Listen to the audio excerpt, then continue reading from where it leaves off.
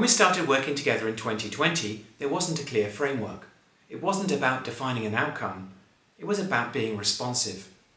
Getting ideas to move, allowing authorship to blur, and letting the work exist across different platforms. Over time, our exchange became a series of lines thrown back and forth. Some were caught, some were dropped. As the work expanded, from paper to digital to networks, those lines started to look more like roots or a family tree. Looking across Q&I's projects, there's no single narrative. Early and later works sit side by side, without hierarchy. They exist as fragments, moments where something happened between people and was carried forward. Over time, the work shifted. It moved from something we produced to something we facilitated. Conversations became projects. Projects became networks, and that network, fluid and expanding, became the work itself. What you see here at Airspace is a physical version of that. This large-scale work brings together what was dispersed across time, platforms and collaborations into a single surface. Every project, every name, every connection, not as a clean archive, but as a dense field. There's no fixed way to read it. You move through it by following lines, noticing overlaps, seeing where things repeat or diverge. The names themselves form a kind of drawing, mapping relationships over time. This isn't just documentation, it's propositional. It suggests drawing as something expanded, as exchange, as process, as something shared. And maybe that's the point, to recognize that creative practice isn't isolated, it exists within collaboration. Messy, layered, ongoing. It's a record of movement, but also a prompt to keep moving, to keep connecting, and to keep redefining what creative practice can be. These projects tend to sit outside the art market. They prioritize process, exchange, and experimentation.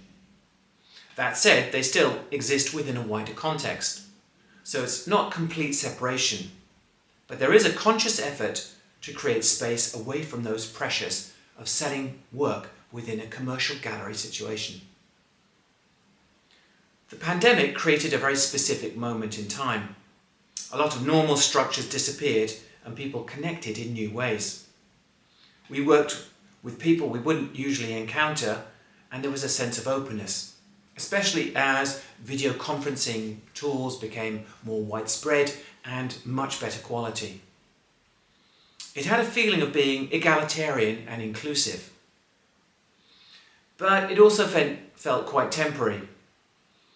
As things returned to some kind of normality, some of those connections faded, maybe due to digital fatigue or returning to a more individual practice. So it does raise an open question whether crisis creates lasting collaboration or just a temporary alignment. The networks often work quite organically in our projects. I or we don't usually have specific people in mind when we begin. That said, in some cases, we do have a short list of people we know we can rely on. The role of Instructor isn't really about controlling a blueprint, it's more about setting up a framework, a starting point that others can enter into and interpret in their own way. The structure is there, but what happens within it is open and often unpredictable. Ideally, what remains after a project is the connection between people. The network doesn't fully disappear. It can be reactivated in the future. So in a way, it becomes an extended community, even a type of family. It's not just about the finished work, but about how participants see themselves within a collective and a collaborative project. Misunderstandings are actually a really important part of the process. Rather than correcting them, we tend to embrace them. It's all part of our working method and framework.